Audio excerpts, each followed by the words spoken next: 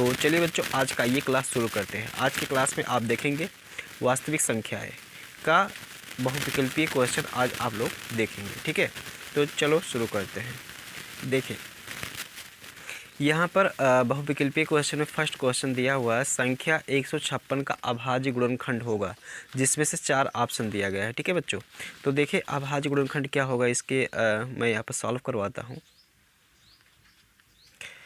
First question है प्रश्न संख्या 1 का। ठीक है, अभाज्य गुणनखंड कैसे निकालेंगे, ये देखें 156 है। ठीक है, इसको लास्ट में कितना है 6 है, तो ये 2 से कटेगा, 2 से काट लो तो 2 7 14 और 2 8 16। फिर इसको 2 से काट लो, 2 3 6 और 2 9 18। फिर ये बच्चों 3 से काट लो, तो 3 1 3 और 3 3 9, फिर ये 13 से कट जाएगा। ठीक है बच्चों, ये तो 156 का अभाज्य गुणनखंड क्या हो जाएगा, 2 × 2 × 3 और × 13। यहाँ पर इसको 2 पावर ऐसे 3 लिख सकते हैं और 3 × 13, अर्थात जो आंसर हमारा होगा ये वाला आंसर होगा। तो कौन सा ऑप्शन यहाँ पर सही जा रहा है बच्चों, ये जा रहा है ये ऑप्शन नंबर बी वाला। ठीक है, 2 पावर 2 3 और इंटू 13। ठीक, तो इस तरीके से ये लग गया। उसके बाद देखें यहाँ पर बच्चों प्रश्न संख्या 2, यदि 65 है, यदि 65 और 117 के एचसीएफ को 65 यम माइनस 117 के रूप में व्यक्त किया जाए तो यम का मान होगा। ठीक है, इसमें 4 ऑप्शन दिया गया है, 4 2 1 3। यहाँ पर आपको इसका विकल्प तो सही यहाँ पर दिख जा रहा होगा कि ये सही है। ठीक है, लेकिन इसको सॉल्व कैसे किया जाएगा, आप अपने कापी में कैसे करेंगे उसको देखिएगा। ठीक है, कैसे टिक लगाएंगे, तो देखें यहाँ पर है दूसरा नंबर क्वेश्चन।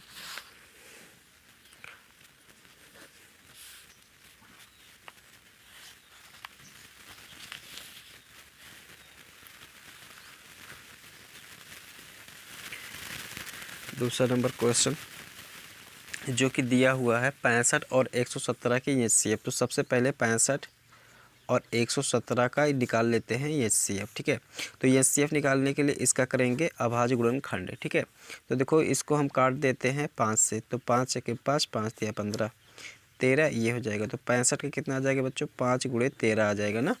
इसके बाद 117 के भी ऐसे अभाज्य गुणनखंड निकाल लो, तो 117 जो है वो कटेगा 3 से देखो कट रहा है, तो 3 3 9 और 3 9 27 हो जाएगा। फिर इसको 3 से काट लो बच्चों, 3 1 3 ऐसे हो जाएगा। फिर इसको 13 से काट लो, तो यहाँ पर कितना आ जा रहा है 117 का, अगर यहाँ देख पा रहे होंगे आप लोग, तो 117 का जो आ जा रहा है वो कितना आ जाए 3 × 3 और × 13। ठीक है, तो यहाँ पर एक चीज़ देखें, इसका निकालना है एचसीएफ। एचसीएफ निकालने के लिए जो दोनों में होता है उसको एक बार लिख लिया जाता है। तो इसका एचसीएफ कितना आ जाएगा बच्चों, 13 आ जाएगा। ठीक है, इसका एचसीएफ कितना आ जाएगा, 13 आ गया। तो एचसीएफ ऑफ 65 और 117 का एचसीएफ 13 आ जाएगा। ठीक है, ऐसे। अब इसको कह रहा था कि इस रूप में लिखें, 65 यम माइनस 117 बराबर 13 हो जाएगा, इस रूप में लिखें। तो यम का मान क्या होगा ये पूछ रहा था। तो देखें यम का मान यहाँ पर देखो 65 यम, इसको इधर भेज दो, तो 13 + 117 ना। तो देखो ये 7 3 10 हो जाएगा और 1 1 2 1 3 हो जाएगा बच्चों, यहाँ पर 130 आ जाएगा। तो 65 यम बराबर हो जाएगा 130। तो यम बराबर क्या हो जाएगा, ध्यान देना 130, इधर ये आ जाएगा तो बटे में हो जाएगा, तो ये काटेंगे तो 65 दूना होता है 130। तो यम बराबर कितना आ गया, 2 आ गया। इस तरीके से यहाँ पर सही ऑप्शन जो हो जाएगा वो हो जाएगा, देख लीजिए आप लोग, ये बी वाला सही ऑप्शन हो जाएगा, जो कि यहाँ पे लिखा भी है कि विकल्प बी सही है। ठीक है, इसके बाद अगला क्वेश्चन देखें, लिखा हुआ किसी धनात्मक पूर्णांक p के लिए प्रत्येक धनात्मक विषम पूर्णांक का रूप होता है। तो देखिए धनात्मक पूर्णांक p के लिए यहाँ पर देखो 4 ऑप्शन दिया गया है, p p+1 2p और 2p+1। तो यहाँ पर मैं आपको बता दूं बच्चों कि यहाँ पर लास्ट वाला ऑप्शन सही होगा 2p+1।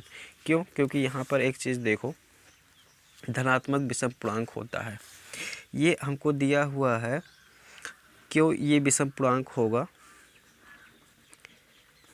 विषम पूर्णांक, धनात्मक विषम पूर्णांक बच्चों, धनात्मक विषम पूर्णांक। ठीक है, तो आप लोग को बता दें, जब पूर्णांक आप पढ़े होंगे तो देखो पूर्णांक यहाँ पर जो होता है ये 0 होता है, इधर 1, इधर 2, इधर 3, -1, -2, -3 ना।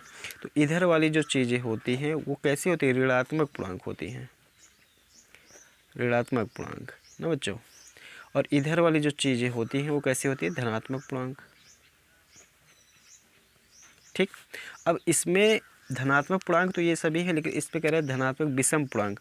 तो विषम क्या हो जाएगा बच्चों, 1, 3, 5, 7 ऐसे होना चाहिए।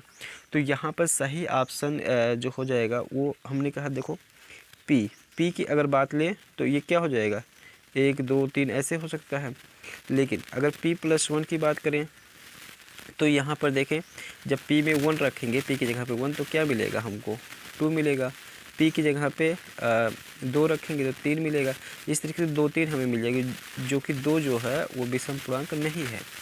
इसी प्रकार से जब हम चेक करेंगे यहाँ पर 2p+1, अच्छा p की जगह पे 1 रखो तो देखो 2 × 1 + 1 बराबर कितना मिलेगा, 3 मिलेगा बच्चों। फिर यहाँ पर अगर हम यहाँ पर p की जगह पे 0 भी रख देते हैं तो भी 1 मिलेगा ना, जो कि विषम पूर्णांक होगा, विषम। तो इसी प्रकार से यहाँ जो ऑप्शन हो जाएगा ये वाला सही हो जाएगा, 2p+1।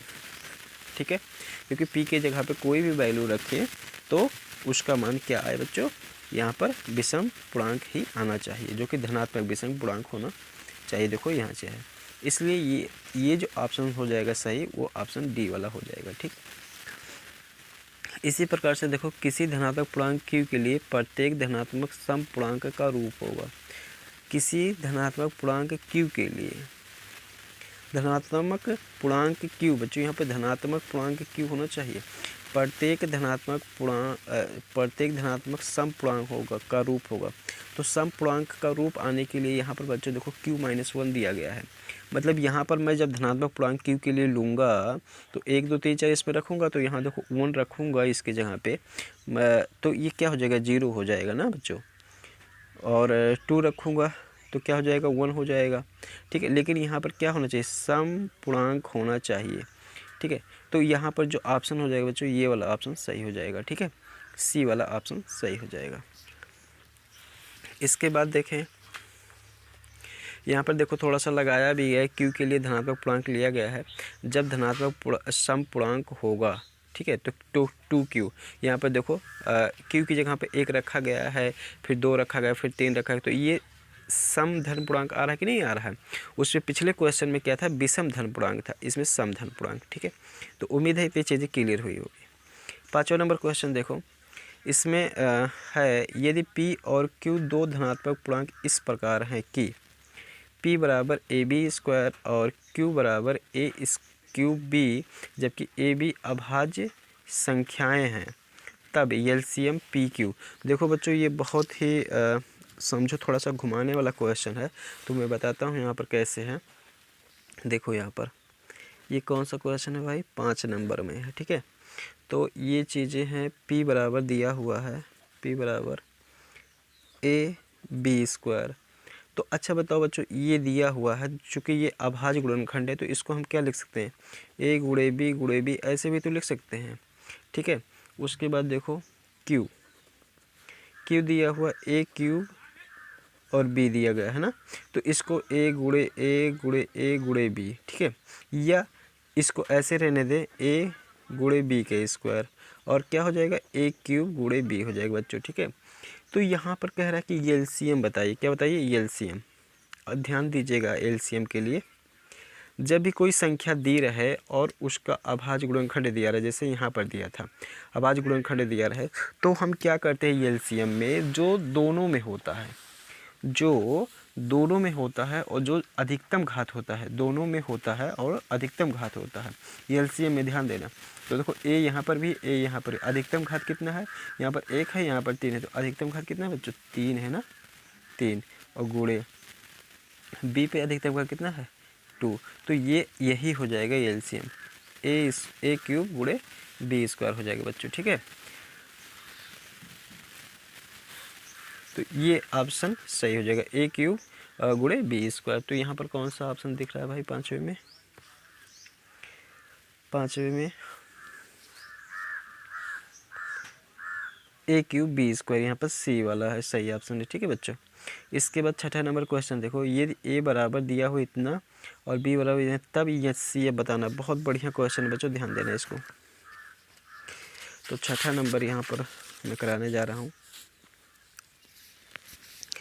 छठा नंबर जो कि इस प्रकार से है, दिया हुआ है A बराबर 2 का स्क्वायर और गुणे है 3 पावर 3 और गुणा है बच्चों 5 पावर 4, ठीक है। और B बराबर दिया हुआ है 2 पावर 3 और 3 पावर 2 और दिया हुआ है 5, ठीक है।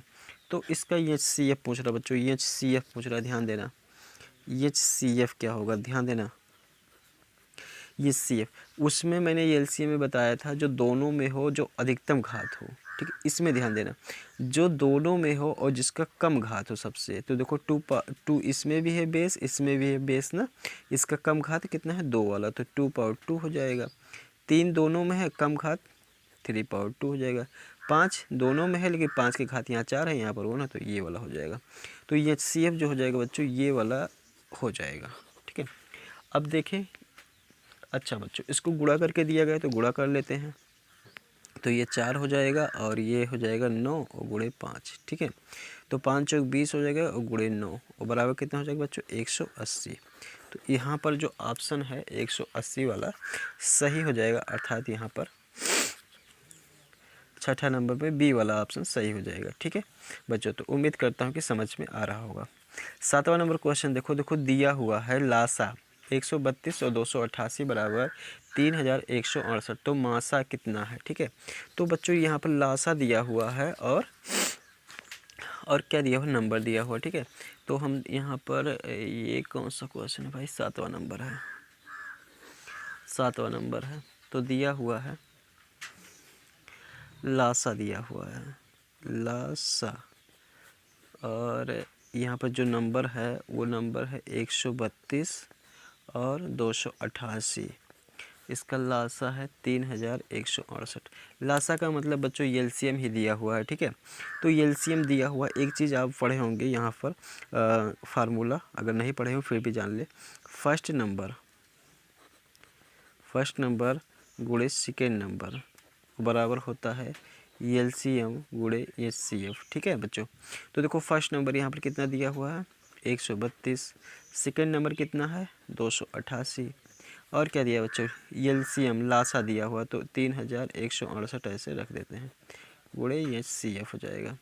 तो एक यहाँ पर जो सही ऑप्शन हो जाएगा 132 गुणे 288 और बट्टे जो हो जाएगा 3168 हो जाएगा, बराबर HCF हो जाएगा, ठीक है बच्चों। अब इसको देखो काट लेते हैं, काट के इसको छोटा कर लेते हैं, तो जिसको काटे वटेंगे हम लोग, तो चलो 2 से काट लेते हैं इसको, तो 2 छक 12 और 2 छक 12 हो जाएगा बच्चों। फिर इसको देखो 2 1 3 2 हो जाएगा, और यहाँ पर 2 5 10, 2 8 16, 2 चौक 8, इस तरीके से कट गया। फिर चलो 2 से काट लेते हैं, तो 2 3 6, 2 3 6 हो जाएगा, और इसको काटेंगे 2 7 14, 2 9 18, 2 2 4 हो जाएगा। फिर इसको काट लेते हैं बच्चों यहाँ पर 9 2 11 और 11 7 18। अब ये 3 से अभी कटेगा, ठीक है बच्चों। तो 3 से इसको काटते हैं, तो 3 ग्रहीम ऐसे हो जाएगा, और 3 दूना 6 और 3 छक 18, 3 चौक 12 हो जाएगा, इस तरीके से बच्चों, ठीक है। फिर ये देखो 11 से डायरेक्ट कट रहा है, तो 11 एकम 11 और 11 दूना 22, 11 चौक 44। तो इस तरीके से यहाँ पर अभी कटते करते बच्चों 288/24 यहाँ पर बचा रह गया है। अभी ये और कटेगा, चूँकि ये ज़्यादा मतलब वो हो जा रहा था, कट पीट हो रहा था, इसलिए मैंने इसको ऐसे लिख लिया। अब इसको हम काटते हैं, अगर 24 से ही काटे बच्चों, 24 से, तो 24 से करने में 24 और 24 दूना 28 हो जाएगा। तो इसका मतलब ये HCF कितना जाएगा बच्चों, 12 आ जाएगा, HCF 12 आ जाएगा। तो ये HCF ही हमसे पूछ रहा था और यही वाला ऑप्शन सही हो जाएगा। तो कौन सा ऑप्शन यहाँ पर सही हो जाएगा बच्चों, D वाला सही हो जाएगा, ठीक है, D वाला सही हो जाएगा। इसके बाद देखो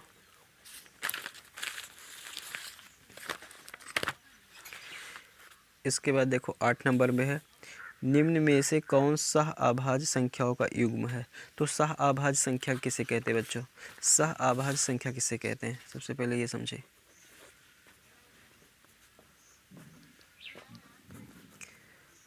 सह अभाज्य संख्या, ठीक है। ऐसे दो नंबर जिनका अभाज्य गुणनखंड निकालने पर, ऐसे दो नंबर या संख्या जिनका अभाज्य गुणनखंड निकालने पर उसमें केवल एक उभयनिष्ठ हो,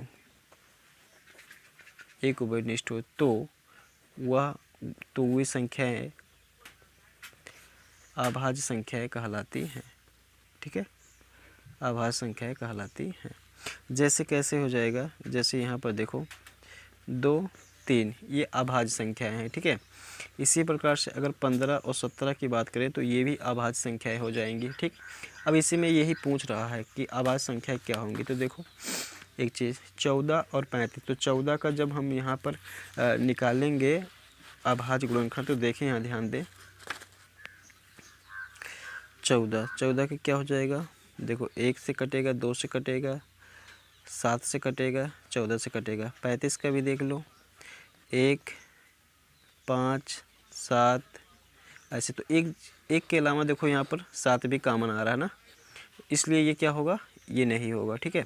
इसी प्रकार से यहाँ पर देखें 31 और 93, यहाँ पर एक के अलावा भी यहाँ पर एक और अभाज्य गुणनखंड कॉमन है जो कि उभयनिष्ठ है, वो है 31। इसी प्रकार से इसमें भी हो जाएगा। तो यहाँ पर बच रहा जो ऑप्शन है वो बी वाला है, ठीक है। तो ये बी वाला ऑप्शन सही हो जाएगा, ठीक। चौथा नंबर देखें, यहाँ पर एक और डेफिनेशन कहा जाता है कि यदि दो संख्याएं ऐसा है जिनका HCF एक हो, क्या हो, HCF एक हो, तो वो सह अभाज्य संख्या कहलाती हैं, ठीक है। 9 नंबर में देखें, संख्या 144 के अभाज्य गुणनखंडों के घातों का योग है। घातों का योग पूछ रहा है बच्चों, ये प्रश्न जो है ये पूछा जा चुका है,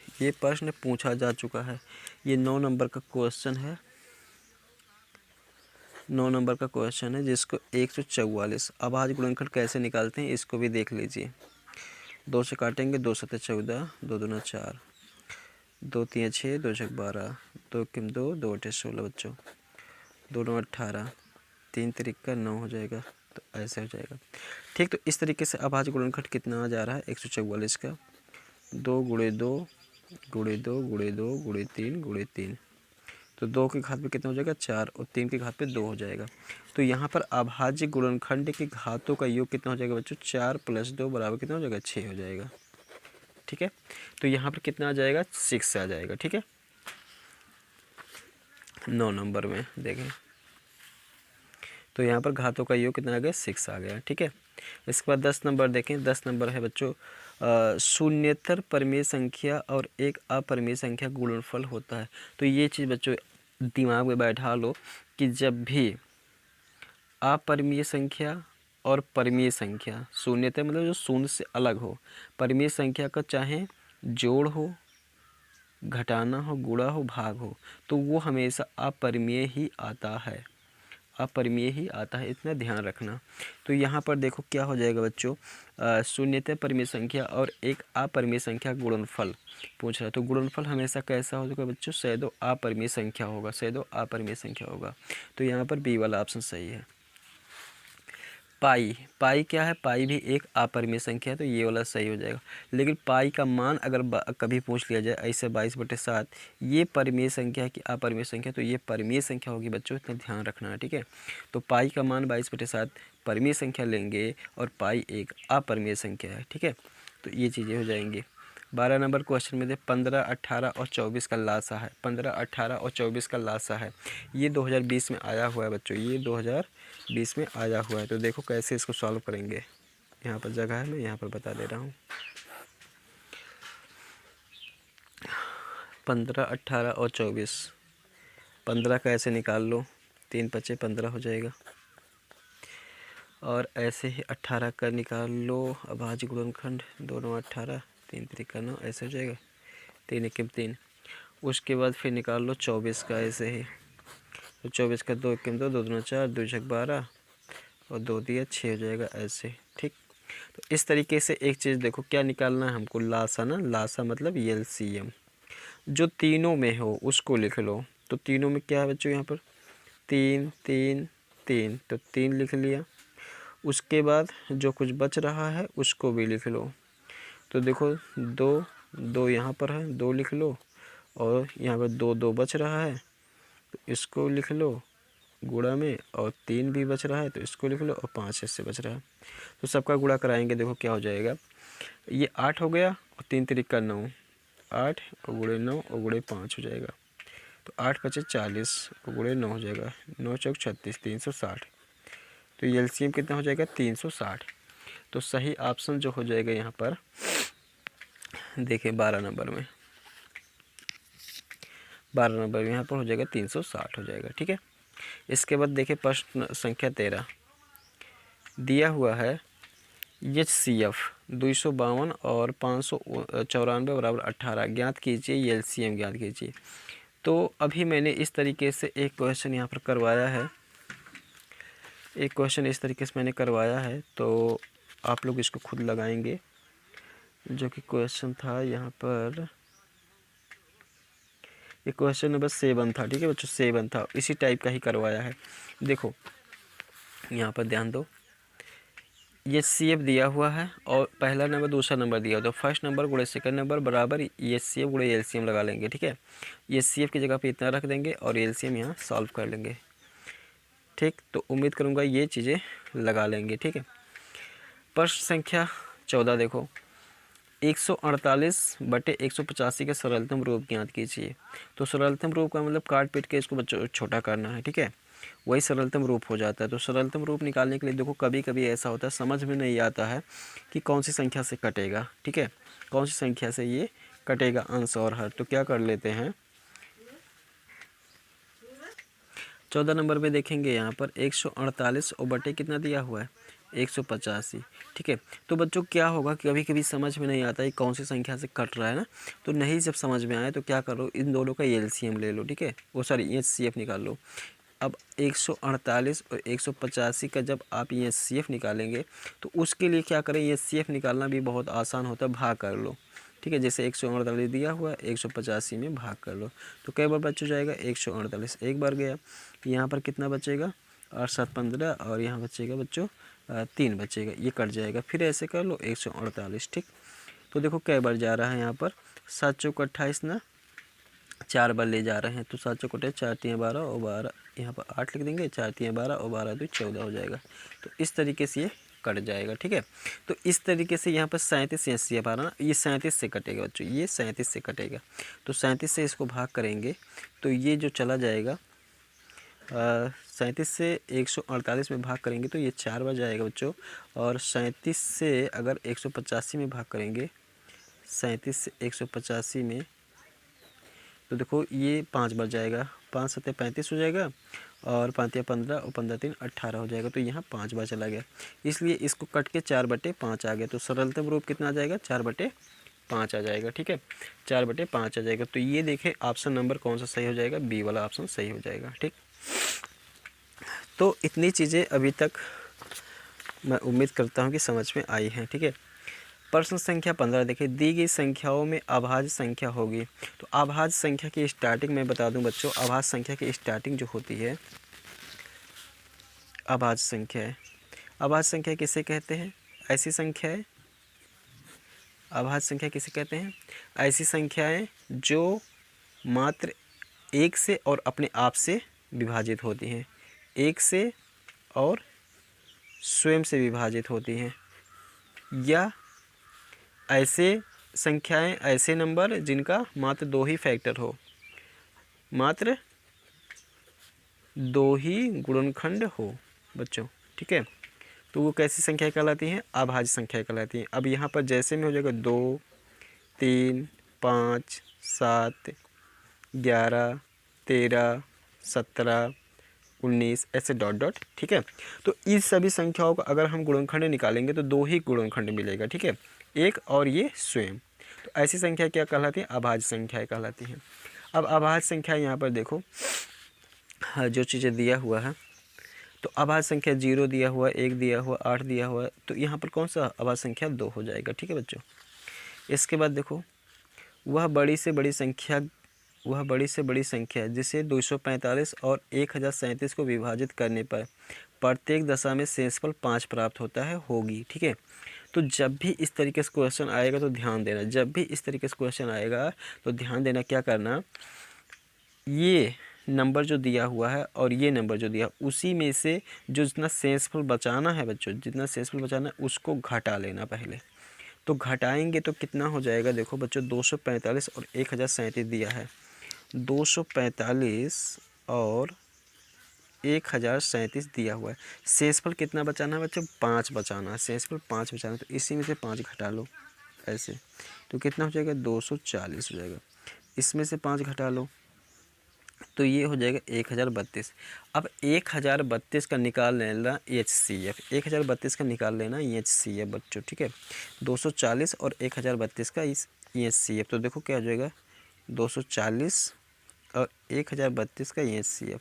तो ये कितनी बार यहाँ पर चला जाएगा, अगर मैं देखूँ तो ये 2 5 10 लगभग 5 बार जा सकता है। मैं यहाँ पर गुणा करा के देख लेता हूँ, 0 और 5 चौक 20 हो जाएगा, और 5 और 10, 10 2 12, यहाँ पर ज़्यादा हो जा रहा है बच्चों, 5 बार नहीं जाएगा, तो हम 4 बार लेके जाते हैं, 0 4 चौक 16, 4 2 8, 9 हो जाएगा, तो ये 4 बार चला जाएगा, तो 960 यहाँ पर आ गया। ठीक है, तो यहाँ 2 बचेगा, यहाँ पर 7 7 6 13, और यहाँ पर बचेगा 9 बचेगा, तो ये कट जाएगा, फिर ऐसे हो जाएगा। ठीक, तो अब हम इसको लेके कितनी बार जा सकते हैं, 72 आया हुआ है, तो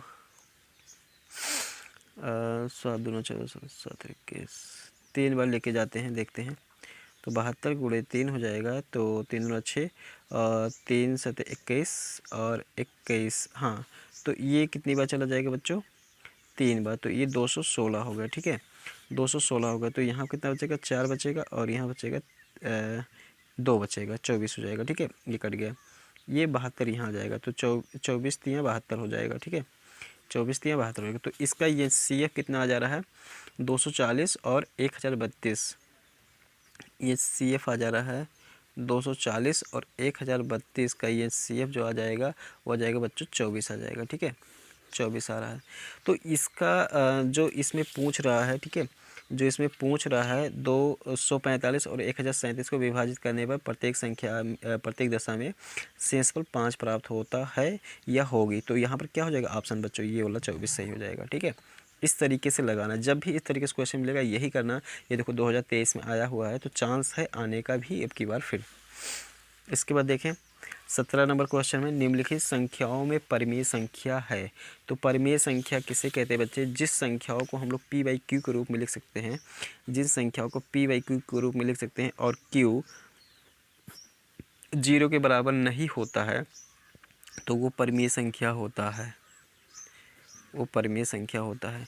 लेकिन जिसे हम P/Q के रूप में नहीं लिख सकते हैं, P/Q के रूप में नहीं लिख सकते हैं, वो अपरिमेय संख्या होता है, अपरिमेय संख्या होता है। और किसे हम परिमेय संख्या के रूप में लिख सकते हैं, सभी जो संख्याएं होती हैं वो परिमेय संख्याएं होती हैं, चाहे पूर्णांक हो और चाहे तो भिन्न हो, वो सभी परिमेय संख्या होती है। अपरिमेय संख्या वही होती हैं जो दशमलव के बाद भी रिपीट नहीं होती हैं। ठीक है, जैसे ऐसे ऐसे